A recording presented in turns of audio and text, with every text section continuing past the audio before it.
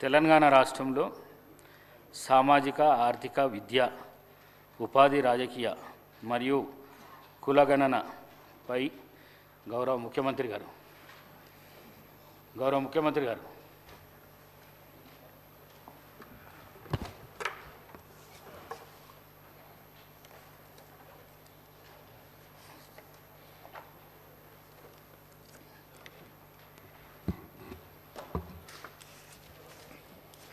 ధన్యవాదాలు అధ్యక్ష.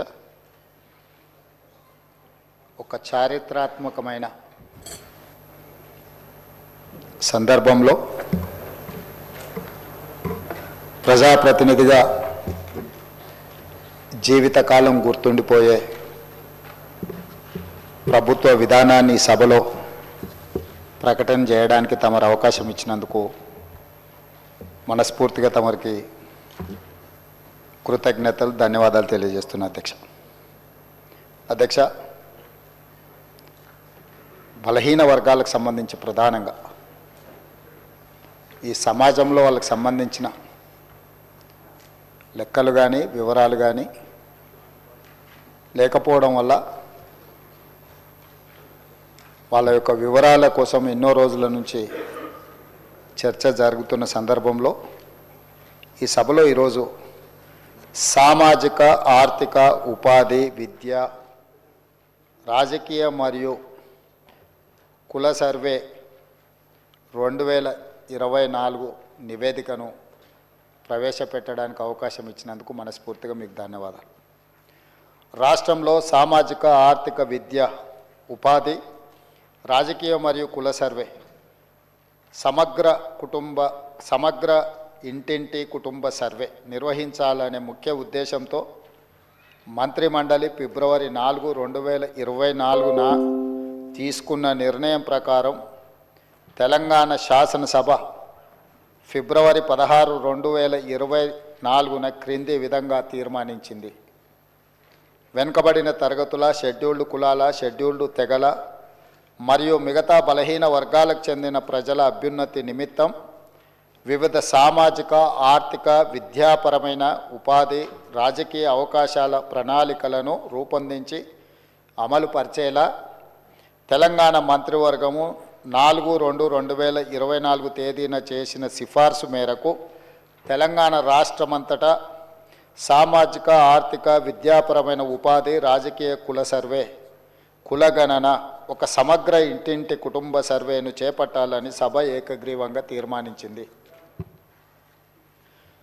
ప్రభుత్వం జాగ్రత్తగా పరిశీలించిన తర్వాత రాష్ట్రంలోని వెనుకబడిన తరగతులు, షెడ్యూల్డ్ కులాలు, షెడ్యూల్డ్ తరగతుల ప్రజలు రాష్ట్రంలోని ఇతర బలహీన వర్గాల స్థితిగతులను మెరుగుపరచడానికి వివిధ సామాజిక ఆర్థిక విద్యాపరమైన ఉపాధి రాజకీయ అవకాశాల కోసం ప్రణాళికను రూపొందించి అమలుపరచడం కోసం తెలంగాణ రాష్ట్రమంతటా సామాజిక ఆర్థిక విద్యా ఉపాధి రాజకీయ మరియు కుల సర్వే చేపట్టడం కోసం 10/10/2024 తేదీన GOMS నంబర్ 18ని జారీ చేసింది. అధ్యక్ష, ప్రభుత్వం 19/10/2024 తేదీన 122/Cabinet/A2/2024 మెమో ద్వారా సామాజిక విద్య ఆర్థిక ఉద్యోగ రాజకీయ మరియు కుల సర్వే నిర్వహణను పర్యవేక్షించేందుకు గౌరవ నీటిపారుదల మరియు CAD ఆహార మరియు పౌర సరఫరాల మంత్రివర్యులు శ్రీ N. ఉత్తమ్ కుమార్ రెడ్డి గారి అధ్యక్షతన కమిటీ ఏర్పాటు చేసింది. సర్వే నిర్వహించేందుకు ప్రణాళిక శాఖ నోడల్ విభాగంగా నియమించబడింది. సర్వే విధి విధానాలను అవగాహన చేసుకునేందుకు మరియు ఉత్తమ విధానాలను అవగాహన చేసుకునేందుకు ఇతర రాష్ట్రాలైన కర్ణాటక మరియు బీహార్లలో జరిగిన వివిధ సర్వేలను క్షుణ్ణంగా అధ్యయనం చేయడం జరిగింది. అధ్యక్ష, ఈ అధ్యయన ఫలితాలను ప్రస్తుత సిప్సి సర్వే విధాన రూపకల్పనలో అనుసంధానపరచడం జరిగింది. వివిధ ప్రజా సంఘాలు, సామాజికవేత్తలు, మేధావులు, ఇతర స్టేక్ హోల్డర్ల అభిప్రాయాలను పరిగణలోకి తీసుకొని ఈ క్రింది సర్వే షెడ్యూల్ని రూపొందించడం జరిగింది. అధ్యక్ష, A. House listing schedule, B. Survey schedule, C. ఎన్యూమరేటర్లకు మార్గదర్శకాలు. సర్వేలో సేకరించిన సమాచార రకాలు. సర్వే ఫారంలో మొత్తం 57 ప్రశ్నలు ఉండగా అదనపు ఉప ప్రశ్నలతో కలిపి మొత్తం 75 ఫీల్డులో సామాజిక ఆర్థిక విద్య ఉపాధి రాజకీయ మరియు కుల అంశాలకు సంబంధించిన సమాచారం సేకరించబడింది. సర్వే విధానం మరియు ప్రణాళిక. రాష్ట్రంలోని ప్రతి జిల్లాను 150 కుటుంబాలతో కూడిన ఎన్యుమరేషన్ బ్లాక్గా విభజించబడింది. తద్వారా 94,261 ఎన్యుమరేషన్ బ్లాక్లను ఏర్పాటు చేయడం జరిగింది. ప్రతి ఎన్యుమరేషన్ బ్లాక్కి ఒక ఎన్యుమరేటర్ను మరియు ప్రతి 10 మంది ఎన్యుమరేటర్లకు పర్యవేక్షించడానికి ఒక సూపర్వైజర్ను నియమించడం జరిగింది అధ్యక్ష. తద్వారా రాష్ట్ర వ్యాప్తంగా 1,03,889 ఎన్యుమరేటర్లను మరియు సూపర్వైజర్లను నియమించడం జరిగింది. క్షేత్రస్థాయిలో సర్వే. సామాజిక ఆర్థిక ఉపాధి విద్య రాజకీయ మరియు కుల సర్వే 2024 నవంబర్ 6న హౌస్ లిస్టింగ్తో ప్రారంభమైంది. మొదటి దశలో హౌస్ లిస్టింగ్ 6 నవంబర్ నుండి 8 నవంబర్ 2024 వరకు 3 రోజుల పాటు నిర్వహించబడింది. అసలైన సర్వే 9 నవంబర్ 2024 నుండి గౌరవ తెలంగాణ గవర్నర్తో ప్రారంభమైంది అధ్యక్ష. రాష్ట్రంలో సర్వే 6/11/2024న ప్రారంభమై 25/12/2024న పూర్తయింది. 50 రోజులు సర్వే ముగిసే సమయానికి మొత్తం సర్వే చేసిన కుటుంబాల సంఖ్య గ్రామీణ ప్రాంతాలలో 66,99,602 మరియు నగర ప్రాంతంలో 45,15,532 కాగా మొత్తం సర్వే చేసిన కుటుంబాల సంఖ్య 1,12,15,134. హౌస్ లిస్టింగ్ చేసిన మొత్తం 1,15,71,457 కుటుంబాలకు గాను 1,12,15,134గా ఉంది. ఇది సర్వే కవరేజ్ను 96.9% సూచిస్తుంది. ఇతర కారణాల వల్ల సర్వే చేయని కుటుంబాల మొత్తం సంఖ్య 3,56,229. ఎక్కువగా సర్వే చేయని కుటుంబాలు GHMC మరియు ఇతర నగర ప్రాంతాలలో ఉన్నాయి. అదేవిధంగా అధ్యక్ష, రాష్ట్రంలో డేటా ఎంట్రీ 20/11/2024న ప్రారంభమై 25/12/2024న పూర్తి అయింది. డేటా ఎంట్రీ పూర్తి చేయడానికి మొత్తం 36 రోజుల సమయం పట్టింది.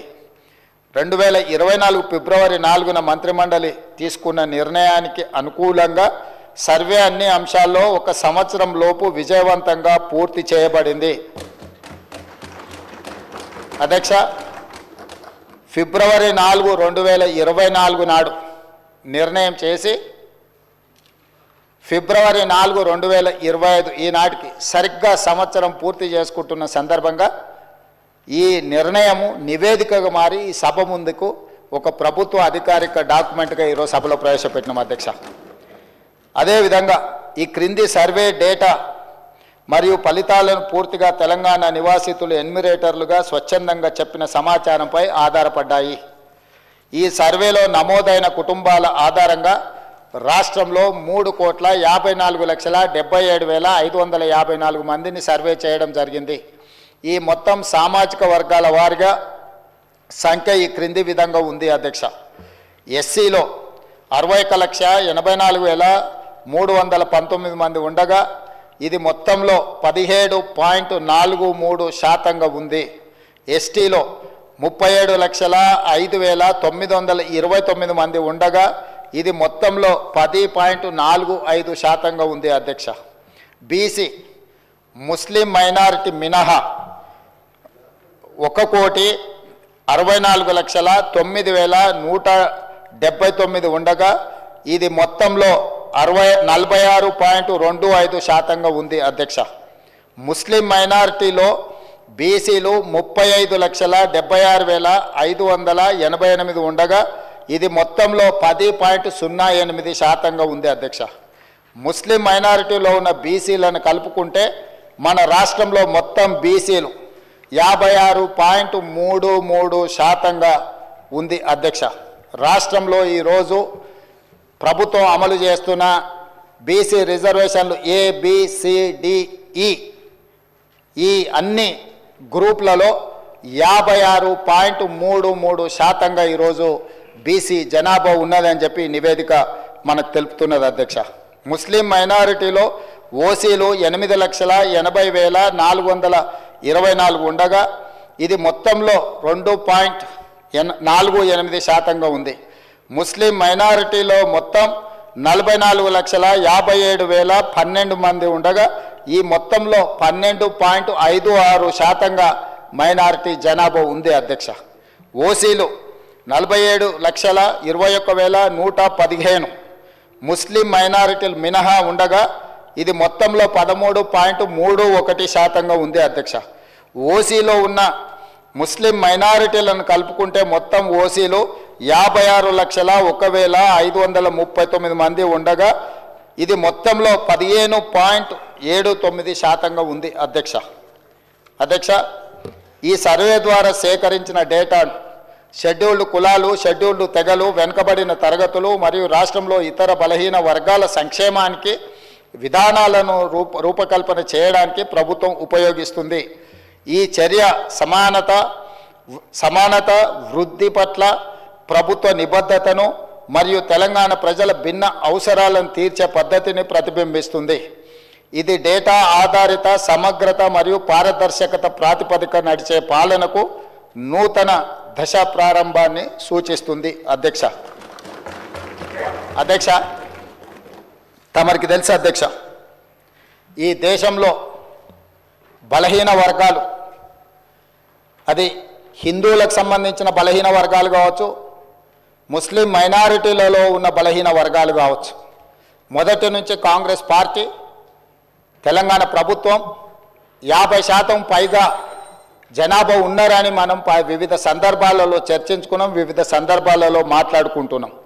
కానీ ఈ లెక్కలకు సహేతుకత కానీ ఒక పారదర్శకమైన ప్రభుత్వ పాలసీ డాక్యుమెంట్ కానీ లేకపోతే ప్రభుత్వం ఒక క్రమ పద్ధతిలో సేకరించిన సమాచారం కానీ లేకపోవడం వల్ల ఎవరికి వాళ్ళు ఏదో ఒక నెంబర్తో ఏదో ఒక చర్చల ద్వారా చర్చించుకున్నప్పుడు స్థానిక సంస్థల రిజర్వేషన్ల విషయంలో కావచ్చు, విద్యా ఉద్యోగ రిజర్వేషన్లు కావచ్చు, అమలు చేయాలన్నప్పుడల్లా కూడా న్యాయస్థానాలలో మనకు కొంత ఇబ్బందికరమైన పరిస్థితులు ఉన్నాయి అధ్యక్ష.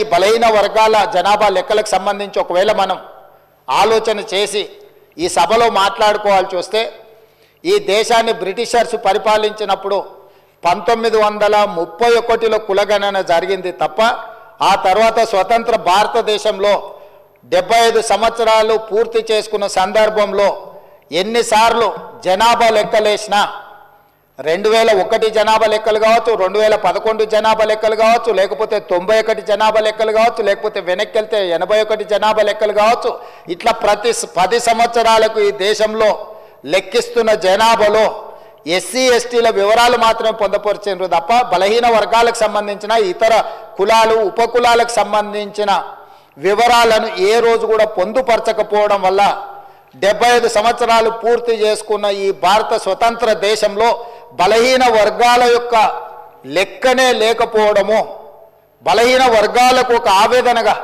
ఒక బాధగా మా హక్కులను కాలరాస్తుండ్రు, అసలు మమ్మల్ని మనుషులుగా కూడా మీరు గుర్తించడం లేదు, సమాజంలో జిత్తినే ఆబాది ఉత్తినే ఇస్సదారి అనే ఒక నినాదాన్ని నాయకుడు రాహుల్ గాంధీ గారు తీసుకోవడంతో వారు ఎన్నికల సందర్భంగా భారత్ జోడో యాత్రలో భాగంగా ఈ దేశ ప్రజలకు ఒక మాట ఇచ్చిండ్రు.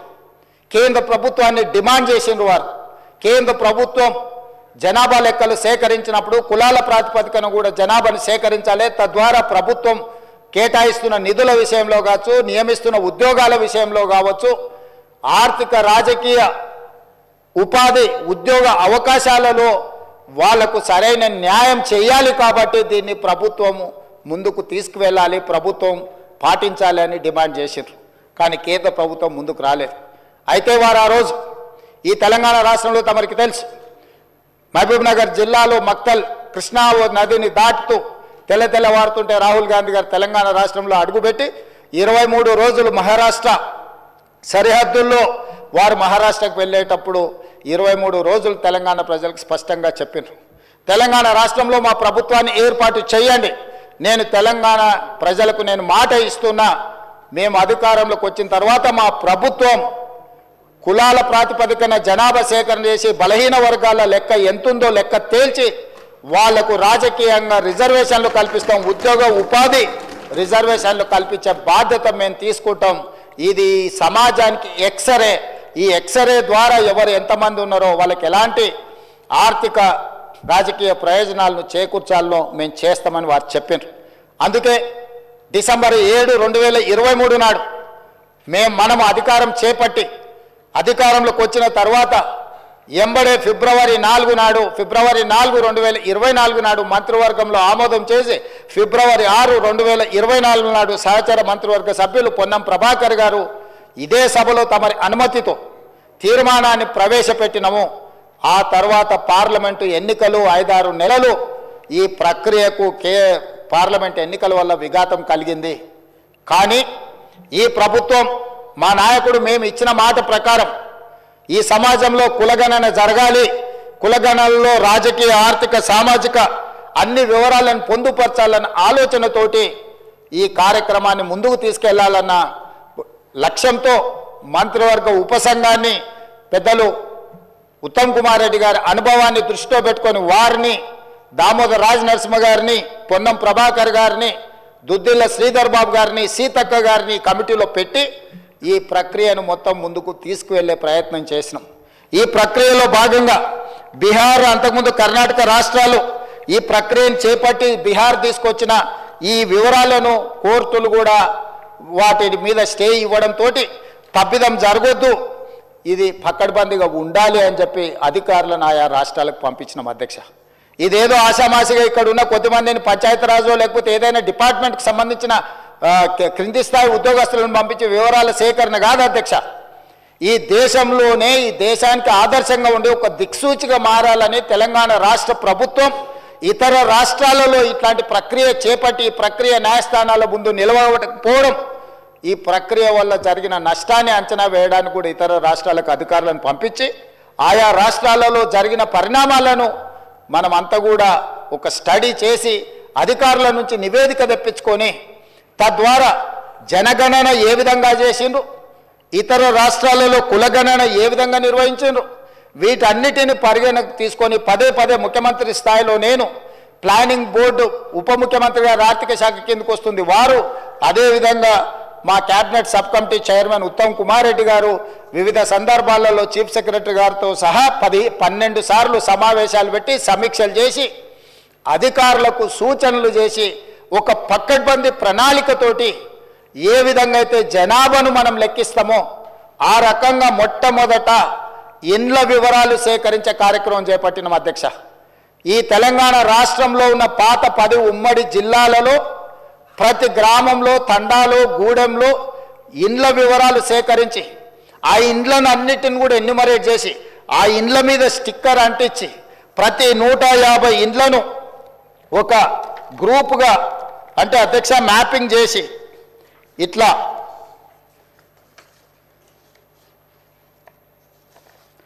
ప్రతి ఇంటిని కూడా ప్రతి ఇంటికి స్టిక్కర్ అంటించి ప్రతి 150 ఇండ్లను ఇట్లా మార్కింగ్ చేసి ఈ రకంగా 150 ఇండ్లను ఒక యూనిట్ కింద ఒక బ్లాక్ కింద గుర్తించి ప్రతి యూనిట్ని ఈరోజు నేను ఇంతకుముందు చెప్పినట్టు 94,000 పైచిలకు యూనిట్లుగా గుర్తించి వీటి ప్రతి ఏరియాకు ఒక్కొక్క ఎన్యూమరేటర్ని ఇచ్చేసి ఈ 150 ఇండ్లను రోజుకు 8 నుంచి 10 కంటే ఎక్కువ చేయకూడదు. ఎందుకంటే 10 కంటే ఎక్కువ చేస్తే వాళ్ళు తొందరపాటులో హడావిడిగా చేయాలన్న నిర్ణయంతో వాళ్ళు తప్పర్లు జరగడానికి అవకాశం ఉంటుందని చెప్పి వివిధ డిపార్ట్మెంట్లకు సంబంధించిన వాళ్ళు teachers, agriculture extension officers, anganwadi teachers, IKP ఏపీఎంలు, bill collectors and assistant bill collectors, ward officers, Indira Kranti పథకం book keepers, chairman, environment engineers, Panchayati Raj secretary, junior assistant, record assistant, typist, work inspector, ఇట్లా ప్రభుత్వంలో ఉన్న వివిధ శాఖలకు సంబంధించిన అధికారులను ఈరోజు మనం వాళ్ళందరినీ పెట్టి ప్రతి ఇంటికి ఇలాంటి స్టిక్కర్ను అంటించిన అధ్యక్ష. మొదటి 3 రోజులు ఈ రాష్ట్రంలో ఉన్న అన్ని గృహాల యొక్క వివరాలను సేకరించి ఆ వివరాలన్నిటిని కూడా ప్రతి ఒక్కరి ఇంటికి ఇట్లా స్టిక్కర్ అంటించి ఫస్ట్ ఇండ్లను గుర్తించడం జరిగింది అధ్యక్ష. ఆ తర్వాత ప్రతి ఇంటికి మన ఎన్యూమరేటర్లు వెళ్ళి ఇట్లాంటి అప్లికేషన్లు తీసుకెళ్ళి అధ్యక్ష ప్రతి ఒక్కరి వివరాలు వాళ్ళందరితో సేకరించి 8 పేజీలల్లా అక్కడికి వెళ్ళి వాళ్ళతో మాట్లాడి వాళ్ళు ఇచ్చిన సమాచారాన్ని తీసుకొని వాళ్ళ సంతకాన్ని కూడా కుటుంబ యజమాని పేరు మొబైల్ నెంబర్తో సహా సంతకం వాళ్ళు తీసుకొని ఎన్యూమరేటర్ సంతకం తీసుకొని సూపర్వైజర్ సంతకం తీసుకొని ఈ రకంగా సమాచారాన్ని 8 పేజీలలో పూర్తి వివరాలతో కూడుకున్న వాళ్ళ పేరు, తండ్రి పేరు, వాళ్ళ కులము, వాళ్ళ ఆర్థిక స్తోమత, వాళ్ళ విద్య, గతంలో ప్రభుత్వం నుంచి ఏమైనా పథకాలలో లబ్ధి పొందినరా, గతంలో రాజకీయపరమైన రిజర్వేషన్లు ఏమన్నా పొందినరా, ఇట్లా పూర్తి స్థాయిల వివరాలతోటి ఆ కుటుంబం యొక్క వివరాలు తీసుకున్నాం అధ్యక్ష. ఇవన్నీ మాన్యువల్గా సేకరించి 76,000 మంది డేటా ఎంట్రీ ఆపరేటర్స్ని పెట్టి ఏ ఎన్యూమరేటర్ అయితే 150 ఇండ్లకి వెళ్ళి చేసిండో అతనే డేటా ఎంట్రీ ఆపరేటర్ దగ్గర కూర్చొని ఒక్కొక్క పేజీ తీసి కంప్యూటరీకరణ చేపించి పూర్తిగా ఈ డేటానంతా కూడా 76,000 మంది డేటా ఎంట్రీ ఆపరేటర్లు 36 రోజులు కష్టపడి ఈ మొత్తం అంతా కూడా క్రోడీకరించింది అధ్యక్ష. ఈరోజు ఇంత పకడ్బందీగా ఇందులో ఉండే పని చేసే వాళ్ళకు కూడా ఉద్యోగస్తులకు కూడా వాళ్ళకు ఒక బుక్లెట్ అధ్యక్ష.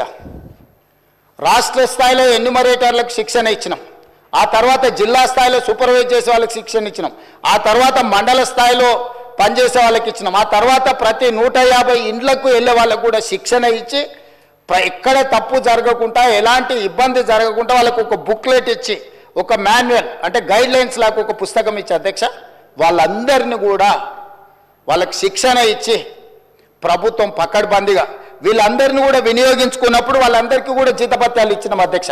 అంటే ప్రభుత్వ ఉద్యోగులైనా జీతమే కాకుండా అదనంగా పనిచేయించుకున్నందుకు కూడా వాళ్ళకు జీతభత్యాలు ఇచ్చి 160 కోట్ల రూపాయలు ఖర్చు పెట్టి ఈరోజు ఒక నిర్దిష్టమైన పకడ్బందీ సమాచారాన్ని ఈరోజు సేకరించినాం అధ్యక్ష. 7 దశాబ్దాలుగా పైగా ఈరోజు బలైన వర్గాలకు సంబంధించిన వాళ్ళు కావచ్చు, మైనారిటీలు కావచ్చు, మేము ఎంతమంది ఉన్నామో మా లెక్క మాకు చెప్పండి అన్నారు అధ్యక్ష. కనీసం మాకు నిధులు, మా రిజర్వేషన్లు లేకపోతే మా ఉద్యోగ ఉపాధి అవకాశాలలో మేము మా భాగం అడగాలి అని అంటే కనీసం మా లెక్క తేల్చండి అని అంటే ఎవ్వరు కూడా వాళ్ళ ఆర మొలకించిన వాళ్ళు లేరు అధ్యక్ష. అందుకే ఈరోజు ఈ ప్రభుత్వం స్పష్టంగా నిర్ణయం తీసుకొని ఇది ఒక చారిత్రాత్మకమైన నిర్ణయం, రేపు సమాజం యొక్క అభివృద్ధికి ఇది ఒక దిక్సూచిగా ఒక మోడల్ డాక్యుమెంట్గా మారుతుందని చెప్పి ఈరోజు ఒక పకడ్బందీ ప్రణాళికతో చర్య తీసుకున్నాం అధ్యక్ష. అందుకే ఈరోజు కమిషన్ ఇచ్చిన నివేదికను క్యాబినెట్ సబ్ కమిటీ స్వీకరించి ఈరోజు ఉదయం క్యాబినెట్లో దాన్ని చర్చ పెట్టి క్యాబినెట్లో ఆమోదింపజేసి ఈరోజు ఈ సభలో ప్రకటన చేస్తున్నాం అధ్యక్ష. ఎందుకంటే దీనికి పూర్తి స్థాయిలో చట్టబద్ధత కల్పించాలి.